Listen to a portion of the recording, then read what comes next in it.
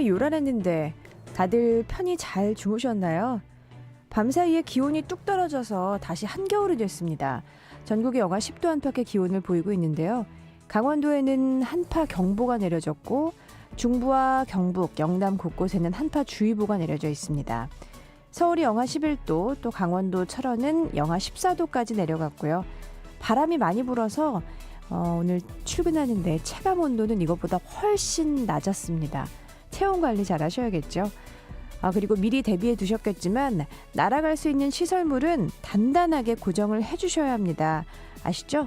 네, 모든 작업은 안전한 상황에서 또 진행하셔야 하고요. 호남과 제주 지역에는 여전히 대설특보가 발효 중인 가운데 지금도 눈이 날리고 있습니다. 오전까지 이어진다고 하는데요. 빙판으로 변한 길이 많으니까 운전하시는 분들 오늘 각별히 조심해서 이동하셔야겠습니다. 특히 터널 지날 때나 다리 밑을 지날 때는 속도를 좀 줄여주시고 걸어서 이동하시는 분들도 미끄러지지 않도록 천천히 조심해서 좀 일찍 나오셔서 목적지까지 안전하게 도착하시기 바랍니다. 어느새 금요일인데요. 1월 29일 오늘 아침 일라디오 시작할게요. 안녕하세요. 저는 아나운서 이선영입니다.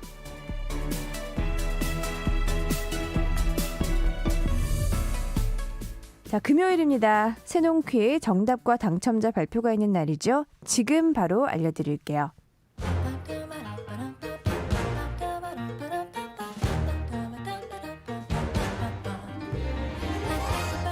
오늘 아침 일라디오가 선정한 이번 주 우리 농수산물에 대해서 알아보는 세상의 모든 농수산물 퀴즈 새농퀴. 정답과 함께 선물 받으실 분들 알려드릴게요.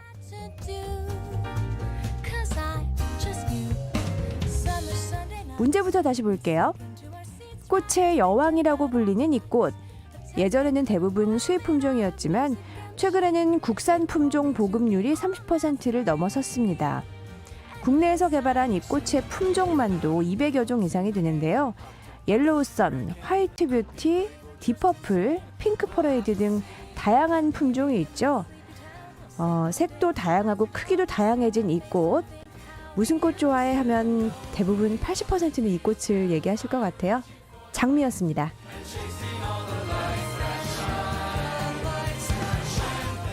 이번 주에도 많은 분들이 참여해 주셨는데요. 행운의 주인공 알려드릴게요. 농촌진흥청에서 제공하는 웰빙 잡곡 세트는 7990번을 비롯한 3분께 보내드리고요. 경기 농촌 융복합산업 인증 제품인 사과즙 세트는 7759-6874번을 비롯한 7분께, 그리고 6131-9925번을 비롯한 20분께는 모바일 커피 쿠폰 보내드리겠습니다. 그리고 입맛 음식가 함희연 대표의 새 책 입맛 음식 제주 우영팥은 3358-7055-0988-9113-7823 5분께 보내드립니다. 행운의 주인공들 모두 축하드려요.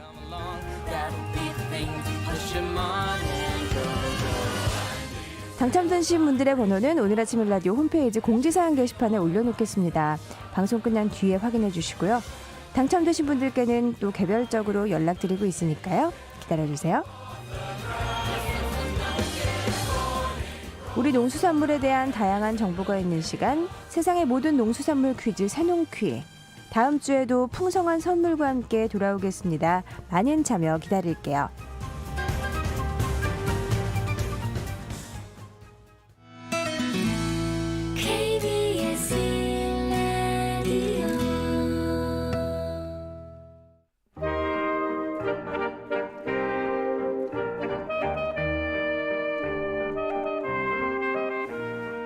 우리 서해안과 남해안을 뒤덮은 누런 해조류 사진 혹시 보신 적 있나요?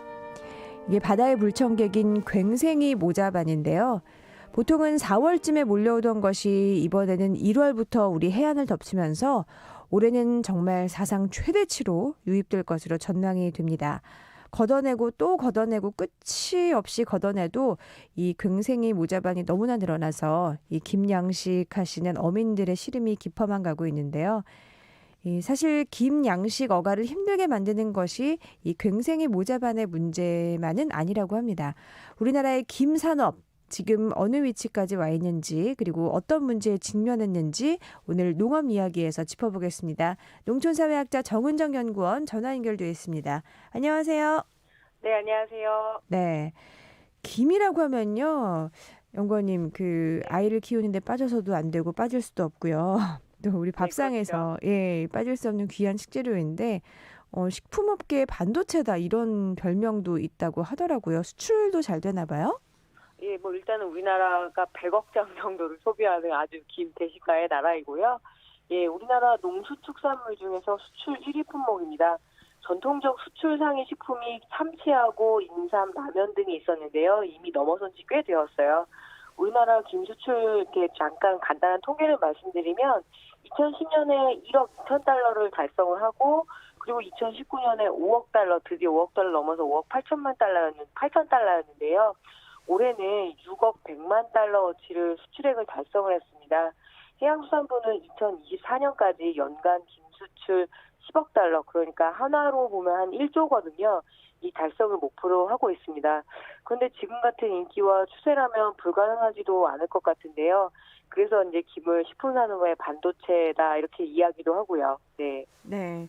뭐 한국, 중국, 일본 모두 김을 좀 많이 생산하고 소비를 하잖아요. 그중에서도 우리나라 김이 아시아 표준으로 인정이 될 만큼 기술력이 최고라고 하던데요. 네, 뭐 해조류가 워낙 좀 다른 나라에서 낯설었었는데 점점점 그 소비국이 늘어나고 있습니다. 지금 130개국 이상에서 이 맛과 효능 때문에 점점점 김을 많이 먹는 나라가 늘어나고 있습니다. 그래서 이제 그 국제식품규격위원회, 즉 코덱스라고 이야기하는데요. 수출입을 하려면 표준이 필요하죠. 그래서 어떻게 할 것인가 했을 때 한국 김을 아시아 표준으로 삼자라고 이렇게 인정을 했는데 굉장히 큰 쾌거입니다. 187개 회원국의 식품 기준의 이 코덱스에 이렇게 다 그 속해 있는데요.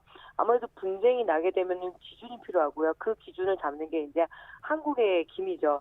이 해조류 국제구격으로 한국의 김이 인정을 받은 거고, 채택된 김 제품 규격화는 마른 김, 그리고 구운 김, 조미김 이렇게 세 종류에 관한 거고, 또 주 원료인 원초, 그리고 파래, 감태, 그리고 매생이까지 이런 해조류의 어떤 원료의 기준도 됐다는 점에서는 굉장히 자랑스러운 일이죠. 네, 해조류를 이 김 종류를 사랑하는 사람으로서 너무 기쁜데요. 어, 한국 수산업의 근간이 된 김 양식 자체가 어떻게 이루어지고 있는 건가요? 일단 규모가 전국 5개 광역 지자체에서 생산이 되고요. 그리고 약 2,200여 어가가 있습니다. 그리고 320여 개의 마른김 가공 공장이 있고요. 1천여 개 정도의 어떤 조미김 가공 공장이 있기 때문에 한국 그 수산업의 굉장히 중심 산업입니다. 그리고 과정을 간단하게 말씀드리면 9월 정도에 이제 김 종묘 이걸 포자라고도 하는데요. 이걸 김발에 부착시켜서 그리고 또 채묘 과정을 거쳐서 원초를 채취하고 물긴 채취는 9월부터 이제 본격적으로 좀 시작이 되는데요. 이게 굉장히 어려운 게, 그러니까 9월에 채묘를 하고 그러면서 이제 좀 그 찬바람이 불 때부터 본격적으로 이제 생산을 하는데요. 이 엄연하게 식물이잖아요. 그래서 햇빛도 봐야 되고 산소도 봐야 되니까 배를 타고 나가서 이 김발을 뒤집는 과정이 굉장히 위험하고 힘듭니다. 그리고 음. 원초를 채취하는 과정 자체도 되게 힘들고요. 그래서 굉장히 어려운 과정을 통해서 우리한테 이제 김 한 장이 이렇게 오는 거거든요. 그렇군요. 이 어렵게 길러낸 김인데 아까 오프닝에도 말씀드렸지만 굉생이 모자반의 습격으로 지금 쑥대밭이 되었다고 하더라고요. 양식장 자체가 사진에서도 봤는데 굉생이 모자반이 어떤 겁니까? 뭐 모자반과에 속하는 해조류인데요. 식용으로도 일부 이용을 하고 또 약용으로도 일부 이용을 하고 있습니다.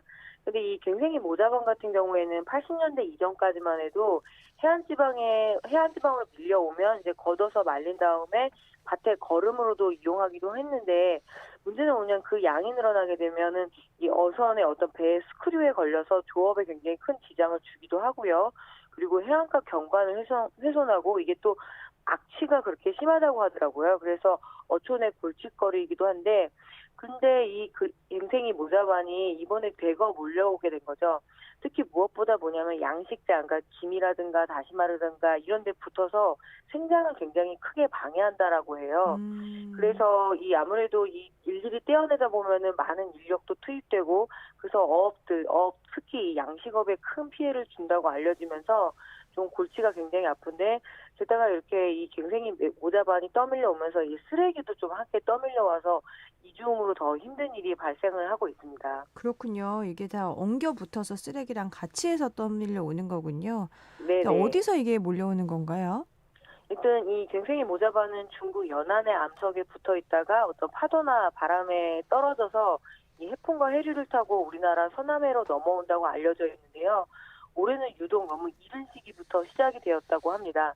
보통은 3월에서 6월 사이에 우리나라 연안으로 유입이 되는데 올해는 이 산둥반도 해상에서 탈락이 금방 되고 그리고 굉장히 강한 북서풍이 부는 바람에 조기에 유입이 됐으니까 앞으로도 6월 달까지는 계속 오겠구나라고 생각하면 굉장히 지금 어민들이 막막하신 거죠. 그렇군요. 바닷물에 떠밀려 오는 거니까 뭐 거기다 뭐 벽을 만들 수도 없고 좀 답답할 것 같은데, 이렇게 해서 피해를 받게 되면 보상받을 수 있는 대책이 혹시 있을까요? 예, 뭐 농업재해대책법에 따라서 피해 어민들에게 포자값이 지원이 됩니다. 그러니까 김 한 책, 이 한 책은 약 40m를 이야기하는데요. 한 책당 10,000원 정도의 그 보상금을 이렇게 지불하겠다라고 이야기는 하고 있는데 물가가 많이 올라서 이 김 포자값이 한 책당 거의 4만 원을 육박한다라고 해요. 그리고 또 이제 코로나19로 이주 노동자들이 제대로 입국을 하지 못해서 인건비가 작년에 비해서 매우 많이 올라갔고 그리고 장비값 등 여러 가지 피해가 크다고 하니까 아무래도 이 보상금만으로는 턱없이 부족하다는 이야기가 지금 많습니다. 그렇군요. 이 괭생이 모자반이 6년 전쯤, 그러니까 15년도에도 와서 피해를 크게 입혔다고 알고 있는데요. 그동안 좀 미리 대책을 세울 수는 없었을지 좀 답답하기도 하네요. 예, 뭐 해양수산부는 2015년에 너무 큰 피해가 있었기 때문에 괭생이 모자반과의 전쟁을 선포하겠다라고 이렇게 이야기를 했었는데요. 그런데도 지금 2015년 이후에 1월부터 벌써 이 괭생이 모자반이 대량 관찰된 것은 처음이라고 합니다. 주로 뭐 4월에서 6월 사이에 유입이 됐었으니까요. 최악의 피해를 준 2015년의 경우에 그 괭생이 모자반 수거량이 15,640톤이었다고 하더라고요. 그래서 좀 그때 가장 많았고 해마다 평균 5,000톤씩 거뒀는데 그동안 6년간 누적 수거량이 35,000톤에 달한다고 합니다. 수거는 거의 반년 동안 꾸준히 이루어지는데요. 올해 같은 경우는 1월 들어 한 달도 안 돼서 벌써 5,000톤을 넘어선 거죠. 그래서 좀 역대급이라고 보통 이렇게 이야기를 하는데요. 문제는 뭐냐면 3월에서 5월 사이에 더 기승을 부릴 텐데 이것을 어떻게 해야 되나 하는 거고 특히 서남의 양식장의 피해가 너무 커서 어떻게 할까 이렇게 고민은 많은데 솔직히 말씀드리면 그동안 좀 대책을 세우는 데는 이렇게 제대로 이렇게 수립이 되지 않은 것 같습니다. 그렇군요. 우리나라 김 산업이 너무너무 잘 이제 되고 있다라고 얘기를 했었는데 전망 자체가 좀 밝지 않을 수도 있겠군요. 올해는 더. 이 괭생이 모자반뿐만 아니라 다른 이유도 혹시 있을까요? 네, 일단 바다 환경의 변화가 너무 크죠. 기후변화에 가장 예민한 것이 해양 생태계인데요. 전반적으로 수산업의 기후변화 대응에 대한 고민이 깊습니다. 또 갯병이라고 해가지고 김 원초에 발생하는 병이 있는데 이 갯병을 없애기 위해서 좀 그동안 산처리를 좀 해온 것이 사실입니다. 하지만 점점 친환경 식품에 대한 관심도 높아지고 그래서 이런 어떤 처리 규제나 약품 규제가 많아지면서 어가에서는 생산량을 이전만큼 담보하지 못한다라는 그런 어려움도 호소하고 있습니다. 또 어촌의 그 고령화에 따른 생산 인력이 매우 부족하고요. 기계화가 진행되지 않은 부분들은 일일이 다 손으로 해야 되는데 좀 어업의 일들이 그런 부분들이 좀 많습니다. 그런 근본적인 어려움들이 있고 또 이렇게 한국과 중국, 일본 이렇게 3국 간의 그 김산업 경쟁이 굉장히 치열해지고 있습니다. 근데 아무래도 이제 마른 김이나 조미김 같은 거 어떤 고만고만한 김 제품으로 이렇게 승부를 내기가 점점 어려워질 것 같고 또 이게 국내 소비도 많이 정체된다라고 해요. 아무래도 인구도 정체되고 그리고 특히 이제 코로나19 같은 이런 상황을 맞이하다 보면 여러 어려움이 있죠. 그래서 김산업에 대한 이제 지금 근본적인 고민을 빨리 해야 될 것 같습니다. 그렇군요. 이런 중에 또 김 관련 산업을 체계적으로 육성을 하자. 그런 의미에서 이제 김 산업의 육성 및 지원에 관한 법률안이 국회 본회의를 통과를 했는데요. 좀 기대를 해봐도 될까요? 어떤 내용이 담겨 있나요? 네, 뭐 이제 1년 정도 지난 이제 그 발의된 지는 1년 정도 지났고 이제 2월에 시행이 될 건데요. 지난 그 이 김산업, 그러니까 김양식 산업의 어떤 체계적인 육성을 위해 만들어진 법이라고 보시면 됩니다.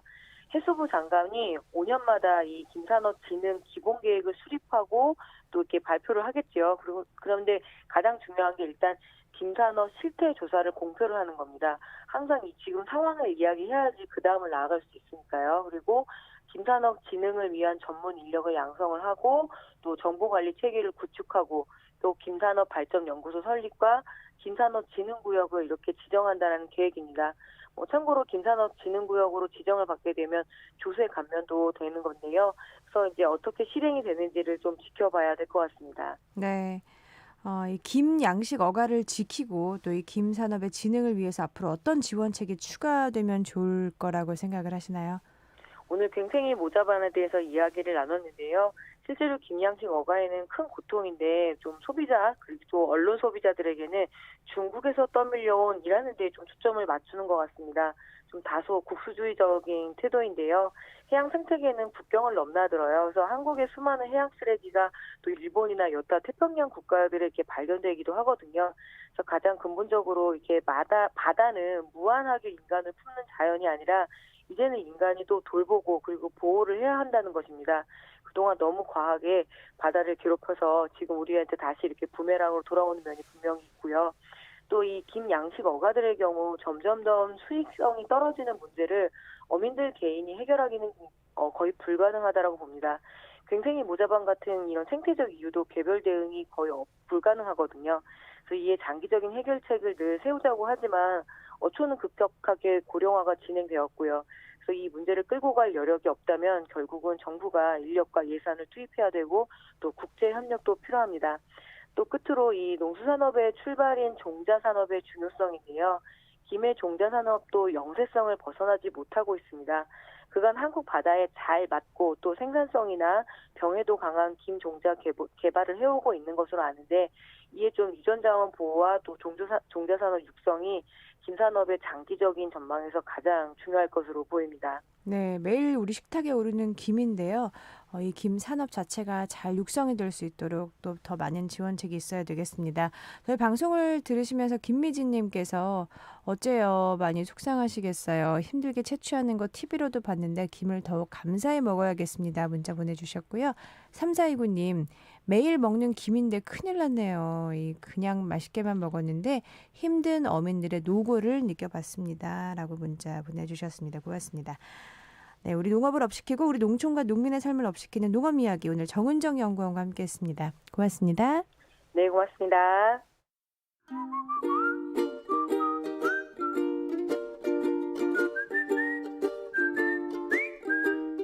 오늘 아침 일라디오 이선영 아나운서의 진행으로 듣고 계십니다.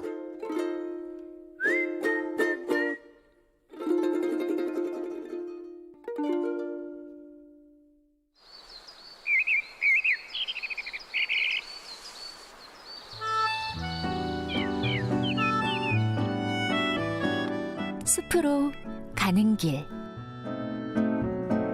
숲으로 가는 길 이어가겠습니다. 숲의 설가 김서정 작가와 함께합니다. 어서 오세요. 네, 안녕하세요. 네, 해가 바뀐 지 정말 얼마 안 된 것 같은데요.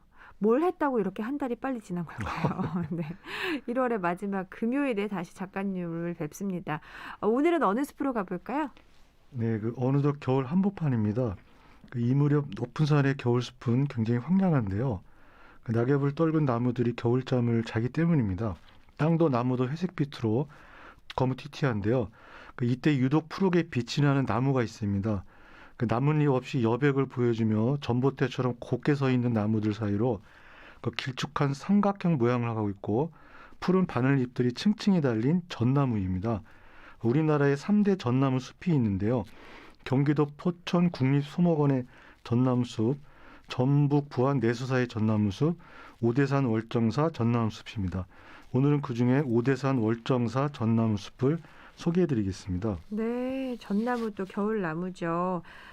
세 곳 중에 오대산 월정사 전나무숲을 소개하시는 특별한 이유가 있을까요? 예, 모두 좋은 곳이라 기회가 되면 다 소개해드릴 예정이고요. 네네. 그래도 이제 이 세 군데를 간단히 말씀을 드리면은 내소사 전나무 숲길에는 150여 년 정도 된 전나무가 700여 그루 600m에 걸쳐 있고요. 국립소목원 전나무 숲의 전나무들은 1920년대에 오대산 월장사 전나무숲의 종자를 증식해서 조림을 했고요. 그러니까 90년이 된 전나무들이 200m에 걸쳐 그 장관을 이루고 있습니다. 그리고 오늘 소개하는 오대산 월정사 전나무숲은 평균 수령 80년이 넘는 전나무가 1km에 걸쳐 1,700여 그루 정도 있다고 이렇게 많이 알려져 있는데요. 2006년에 조사한 결과에 따르면은 가슴 높이 직경 20cm 이상의 전나무가 977그루, 수령은 40에서 135년으로 나타나고요. 특히 가슴 높이 직경이 1m 이상인 대경목도 8그루 자라고 있으며 가장 큰 전나무는 직경 175cm의 높이가 31m 이렇게 조사가 되었다고 합니다. 거의 31m면 어마어마한데요. 이 오대산 월정사 전나무숲 꼭 가보고 싶은데 여기 어떻게 해서 조성이 된 숲일까요? 예, 여기에는 이제 하나의 설화가 등장하는데요. 고려말 무학대사의 스승인 나홍선사가 석가모니에게 바칠 공양을 준비하고 있을 때 이 소나무에 쌓인 눈이 그릇에 딱 떨어져가지고 공양을 망쳤다고 합니다. 이를 못마땅해 여긴 산신령이 소나무를 꾸짖고 대신 전나무 9그루가 절을 지키게 했다고 하는데요. 그러니까 오대산 월정사 전나무숲은 거의 1000년의 역사를 가지고 있는 셈이고요. 사체에 이렇듯 전나무가 많은 이유는 사실은 실용적인 면이 있기 때문입니다. 그러니까 나무들은 항상 유익함을 주는데 전나무는 최대 40m까지 곱게 자라고 재질도 좋아 기둥재로 쓰이는 데 적합했고요. 또 집단으로 자라는 굴락으로 자라는 특성을 가지고 있는 전나무는 이 편백나무다운 피톤치드가 많아서 벌레에 강합니다. 그러다 보니까 주변에 사는 분들도 몸 건강을 지키는 데 도움이 되었을 거고요. 또 이 피톤치드는 정신 건강에 도움을 주기 때문에 수행하기에 여러모로 좋은 여건을 만들었다 이렇게 이제 추측을 할 수가 있고요. 또 방금 말씀드린 대로 이 곱게 자라니까 나무 사이로 멀리 내다볼 수 있으니까 여러 가지 위험 요소에 대한 대비도 쉽게 할 수 있었을 것이고요. 전나무는 상록 침엽수이기 때문에 겨울에 눈이 많이 와도 바닥에 눈이 많이 쌓이지 않았을 것입니다. 이는 산속 같은 경우 이동을 조금 자유롭게 했기 때문에 전나무를 심었다 이렇게 볼 수가 있습니다. 그렇군요. 전나무는 정말 곧게 자라고 31m, 최대 40m까지 자란다고도 하는데 어마어마한데 숲에 그거보다 더 크게 자라는 나무들도 있죠, 작가님? 예, 많이 있습니다. 그래서 모든 식물은 두 가지를 얻기에 분투합니다. 하나는 태양에 비치고요. 다른 하나는 땅에 흐르는 물입니다. 높이 줄기를 뻗고 옆으로 가지를 뻗고 땅속 깊이 혹은 넓게 뿌리를 뻗는데요. 여기서 하늘 높이 무한정 줄기가 뻗어나갈 수 없는 것은 바로 지구의 중력 때문입니다. 그러니까 물관이 전달하는 물의 높이가 100m 이상으로 올라가기가 어렵습니다. 그래서 지구상에서 가장 키가 큰 나무는 조사하자마자 조금씩 다르더라고요. 찾아보니까요. 그중에 2002년 미국 캘리포니아에서 확인된 자이언트 세쿼이아라는 불리는 나무가 당시 키가 112.6m였다고 합니다. 이는 자유의 여신상보다 16m나 더 큰 것인데요. 와. 주변에 100m 넘는 나무가 몇 그루 더 있었다고 조사가 되는데요. 우리나라는 경기도 양평 용문사 은행나무인데 이 나무도 조사 때마다 약간 다르더라고요. 그래서 어떤 분은 39.2m라고 하신 분도 있고 67m 이렇게 조사하신 분도 계셨습니다. 아니 조사 때마다 달라진다고 하지만 20m가 넘게 차이가 난다는 게 예, 좀 더 연구가 필요할 것 같습니다. 네, 이게 가지치기를 했을 때 재신 것도 아니고 한 분이 예, 예. 네, 신기하네요. 어쨌든 그게 40m든 67m든 112m든 굉장히 높게 자라는데요. 전나무는 또 어떤 특징이 있을까요? 예, 동화의 아버지 안데르센이 계시는데요. 이 안데르센의 동화 가운데 전나무의 꿈이라는 동화가 있습니다. 어린 전나무가 빨리 자라 숲을 벗어나고 싶어서 막 조바심을 태우는데 어느 날 소원대로 숲을 벗어납니다. 근데 결국 이리저리 쓰이다가 장작이 되었다는 익숙한 나무의 일생이면서도 좀 슬프게 다가오는 동화입니다. 실제로 이 동화처럼 어린 전나무는 빨리 자라지 못하고요. 10년 동안은 천천히 자라는데요. 대신 생존력이 높습니다. 이는 햇빛을 덜 받아도 자라는 음수이기 때문인데요. 그 이후에 곱게 쭉쭉 잘 자라는데 특징은 가지가 돌려나기로 나면서 수평으로 뻗고요. 그 가지의 잎끝이 뾰족한 바늘잎이 하나씩 둥글게 모여서 촘촘히 붙어 있습니다. 잎을 보면은 바늘잎의 위쪽 표면은 왁스를 칠한 바닥 같아서 매끄러운 초록색 광택이 나고요. 뒷면에 가운데 주매 양쪽에는 그 백색의 기공선이 있습니다. 그러니까 전나무 바늘잎은 기공선에 있는 숨구멍을 열고 닫으면서 기체를 흡수하거나 수증기를 내보내는데 이것이 우리 사람으로 치면은 행동과 생각이라 이렇게 말을 할 수가 있습니다. 그렇군요.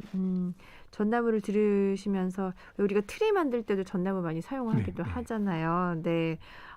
정말 우리에게 친숙한 나무인데 이 전나무가 또 사람과 구조만 다를 뿐 뭐 말씀하신 대로 행동하고 생각하는 그런 나무기도 하구나. 신기해요. 예, 그걸 잠깐 들여다보면은 그 식물은 동물처럼 신경계 세포가 없어 세포들이 보내는 신호 전달이 느립니다. 그러니까 전기 자극을 받았을 때 잎의 끝에서 끝까지 이동하는데 1분 이상이 걸리는데 이는 사람 팔다리의 신경 자극보다 2,000배 느린 것입니다. 느리기만 할 뿐 생장을 위한 시스템은 느리더라도 끊임없이 작동한다. 이렇게 볼 수가 있습니다. 네, 그러니까 통증은 느끼지 못할 수 있더라도 자극을 받고 있기 때문에 어디가 부러졌는지 어디가 문제가 있는지 식물도 다 알 수 있거든요. 알아챕니다. 예. 네. 나무를 우리가 뭐 여러 가지 효율적으로 이용을 하는 것도 필요하겠지만 살아있는 생명을 해한다는 생각도 잊지 말고 정말 잘 아껴서 사용을 해야 될 것 같습니다. 네. 거기는 전나무들도 좀 글쎄요 역사적으로 좀 순환을 당한 때도 있었겠죠. 예, 있었습니다. 그래서 우리나라 산림은 일제 강점기와 한국 전쟁으로 많이 훼손이 되었는데요. 1927년 작성된 산림 경영 계획에 따르면 월정사가 보유한 산림의 축적은 당시 전국 평균보다 6.5배나 높았다고 합니다. 여기서 말하는 축적은 일정 면적에 서 있는 나무의 총 부피를 말하는데요. 수치가 높았다는 것은 숲이 우거졌다는 것이고 이는 그동안 숲을 잘 지켰다는 것을 의미합니다. 하지만 일본이 그 일을 가만히 놔둘 리가 없었겠죠. 그래서 계림 목재 회사가 그곳에 협계철로와 벌목 운송 수단으로 사용을 했고요. 가서 보시면 지금도 이를 기억하기 위해 오대산 선제길에 회사거리라고 부르는 곳이 있습니다. 그렇군요. 그렇게 순환을 겪었음에도 불구하고 전나무 숲이 잘 지켜진 데 대해서 또 감사를 드려야 될 것 같네요. 또 다른 나무도 좀 더 볼까요? 예, 잎갈나무가 거기 있었습니다. 우리나라 대표 나무에는 소나무 숲도 있고 거기에는 은빛으로 숲이가 벗겨지고 있는 거제수나무 군락도 있고 전나무처럼 꼭 곱게 쭉쭉 자라는 일본 잎갈나무. 그러니까 낙엽송도 많아서 오늘 하나 더 잎갈나무를 소개해드리겠습니다. 네, 잎갈나무. 그 일본 잎갈나무랑 어떻게 다른가요? 예, 잎갈나무는 전나무과와 같은 소나무과인데요. 늘 푸른 바늘잎을 달고 있는 전나무와 달리 가을이 되면 낙엽이 집니다.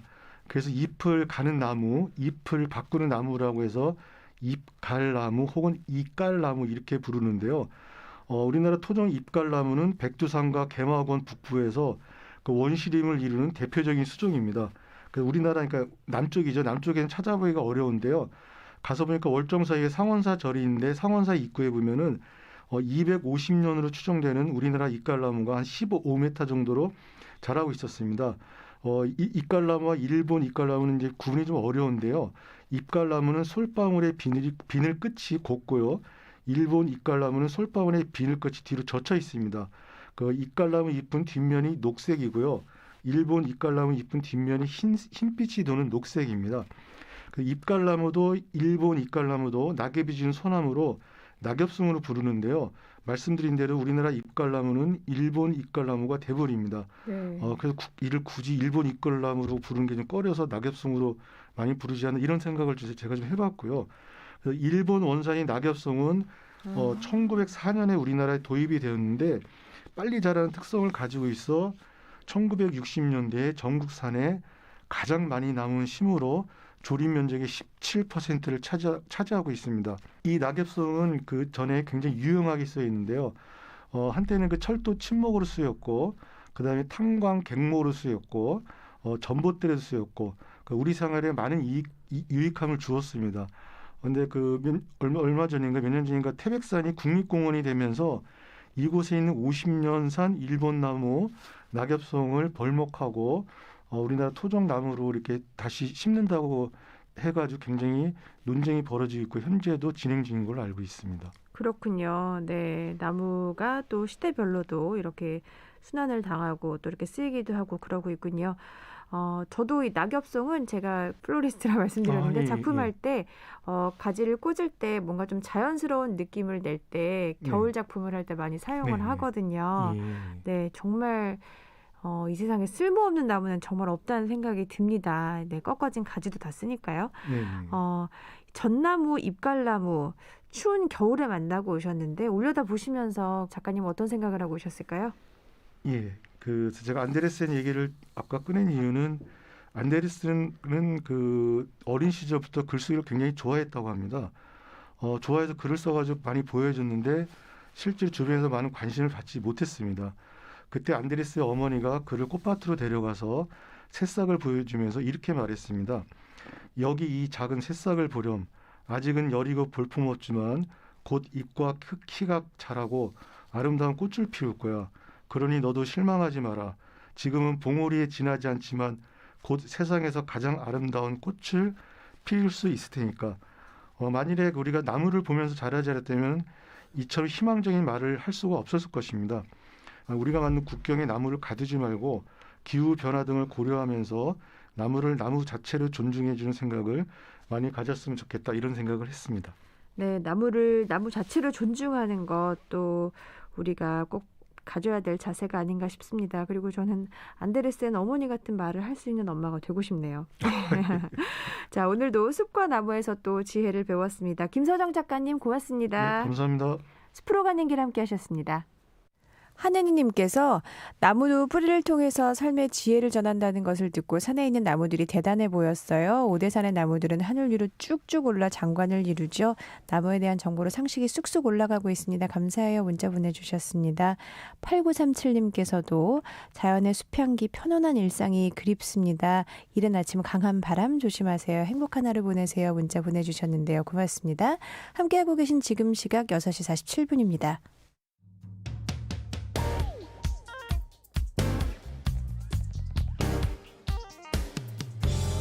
오늘 아침 뉴스 브리핑. 뉴스 브리핑 정상근 기자 연결합니다. 안녕하세요. 네, 안녕하십니까? 네, 제가 출근할 때 보니까 바람이 꽤 더 세게 불던데요. 밤사이에 강풍 피해 입은 곳 많았을 것 같아요. 네, 현재 전국 곳곳에 강한 바람이 몰아치는 이 강풍특보가 내려져 있는데요. 이에 따른 사고가 잇따랐습니다.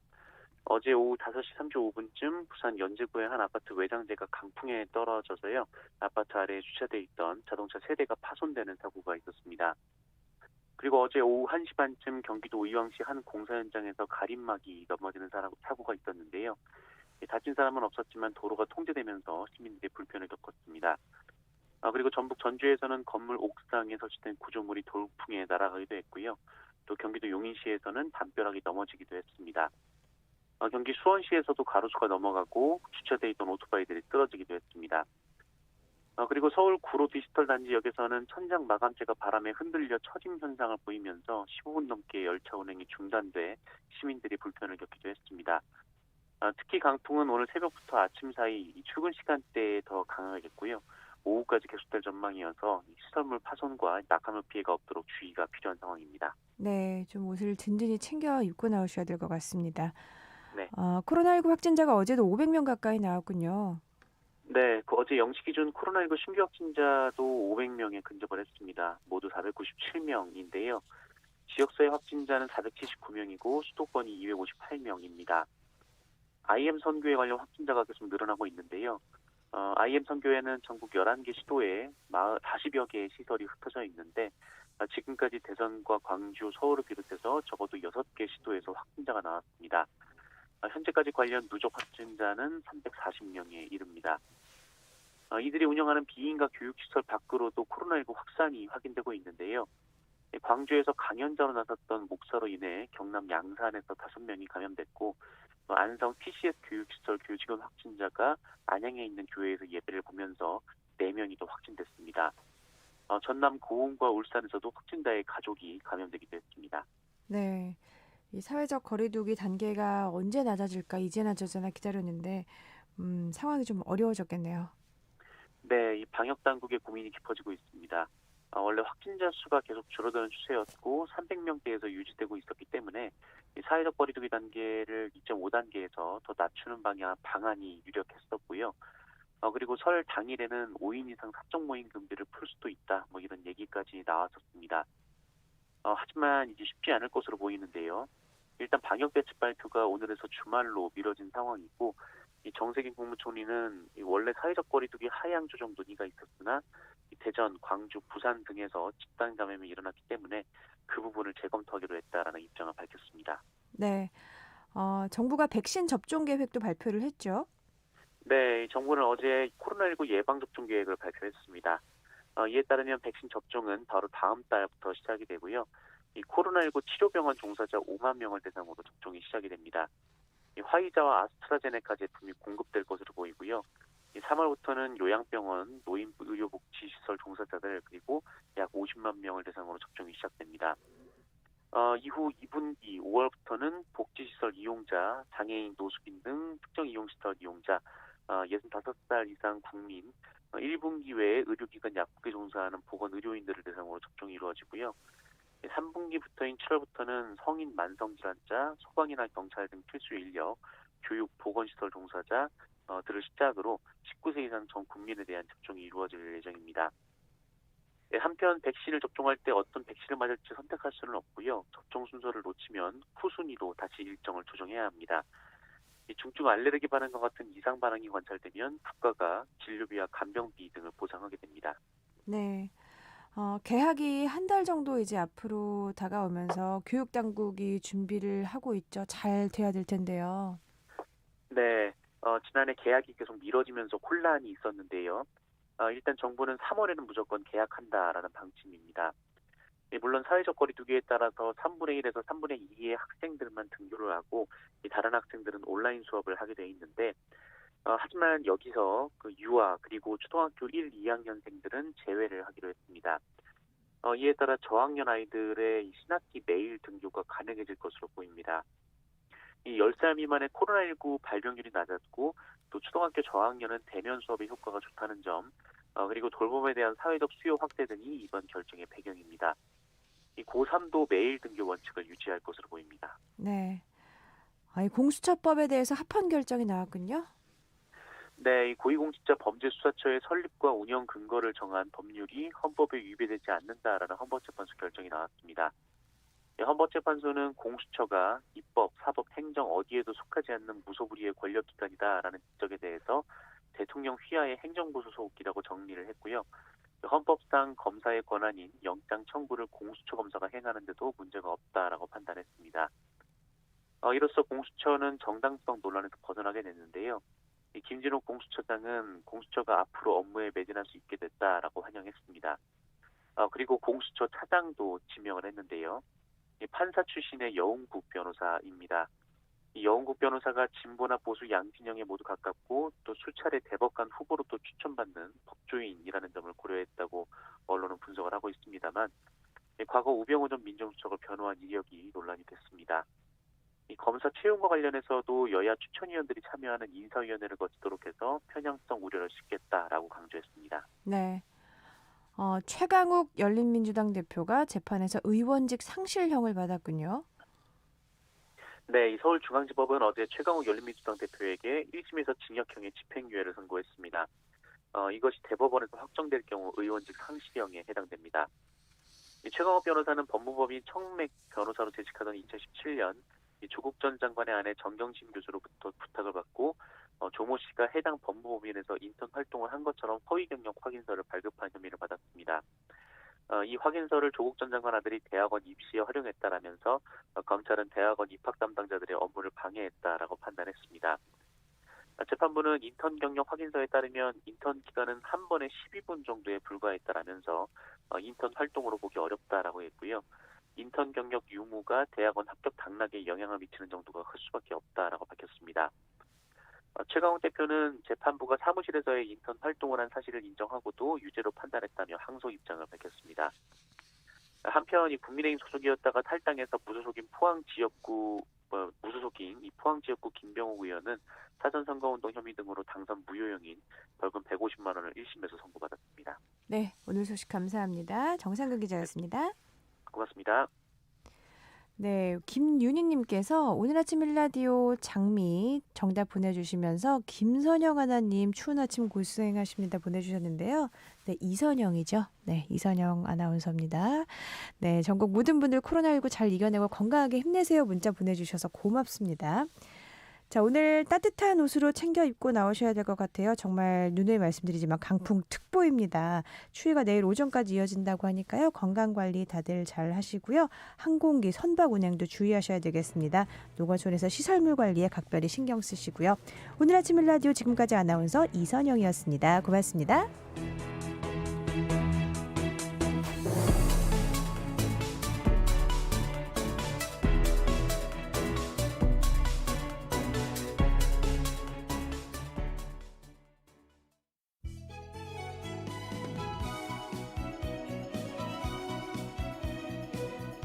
안녕하세요. 바른말 고운말입니다. KBS